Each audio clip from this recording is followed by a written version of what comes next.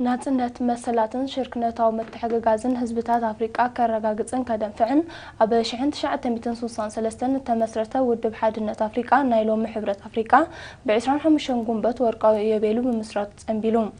ሚኒስትር ጉዳያት ወጻኢ ኤርትራውን ዝኽሪ መምስራት ውድብ ትማሊ አብ ሆቴል አስመራ ፓላስ አብ ዘካሄደው እንግዶት ጸንቢሉ ፍሮይን ፍጹም ተከታቲላ ዘዳለው ተጸጻፍ ይሳብ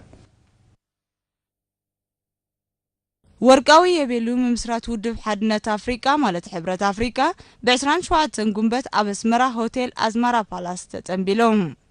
ኣብቲ በሚኒስትር ጉዳያት ወጻኢ ተዳለው ጥንብል ሚኒስትራት ሓለፍቲ ህግደፍ ኣማሕደርቲ ዞባታት ኣብ ኤርትራ ዝመደበሮም ኣምባሳደራትን ዲፕሎማሲኛታትን ከምኡን ወከልቲ ኣህጉራን ውድባትን ተረኺቦም ነይሮም ኣብ ሚኒስትር ጉዳያት ወጻኢ ኤርትራ ዋና ዳይሬክተር ክፍሊ ጠረጴዛታት ኣምባሳደር ፍሳሐ ጴጥሮስ ኣብ ዘስማዕ መደረ ኣህጉር አፍሪቃ ዘለዋ ዕቁር ጸጋታት ኣብ ረብሓ ህዝብታታ መታን ክውዕል ሕብረት አፍሪቃ ካብ ግዳማው ምትእታውን መጋበርያነትን ሓራ ብምዃን ህዝባዊ ሰረት ዘለዎ ስርዓት ኣካይዳ ክኽተል ትጽቢትን ባህግን ህዝብ አፍሪቃ ምዃኑ ገሊጾም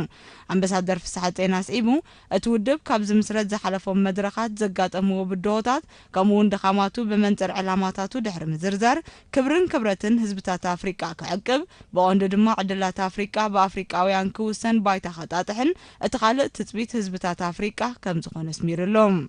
ውድብ ሓድነት አፍሪቃ ናጽነት ንዘይረኸቡ ህዝብታት አፍሪቃ ሙሉእ ብሙሉእ ካብ መግዛእቲ ሓራም ውጣ ሓድነት ህዝብታት አፍሪቃ ምድልዳል በሓበራው ምትሕጋዝ ቁጠባው ምዕባለ ምርግጋጽ ሰብአዊ መሰላት አፍሪቃውያን ከም ዝሕሎ ምግባር ኣብ ውሽጣዊ ጉዳይ አባል ሃገራት ጣልቃ ዘይመታው ሉላውነትን ግዛዊ ሓድነትን ዶባትን ውዕላትን ከም ዝኽበር ምግባር ከምኡን ኣብ መንጎ አባል ሃገራት ዝኽሰት ግርጭታት ብቑኑዕ መንጎኝነትን ዳንነትን ብሕጋውን ሰላማውን አገባብ ኣብ ምፍትሑ ምውሳእ ዝብሉ ቀንደን ሕመረ መትከላት ሒዙ ብ25 ጉንበት 1963 ከም ተመስረተ ይፍለጥ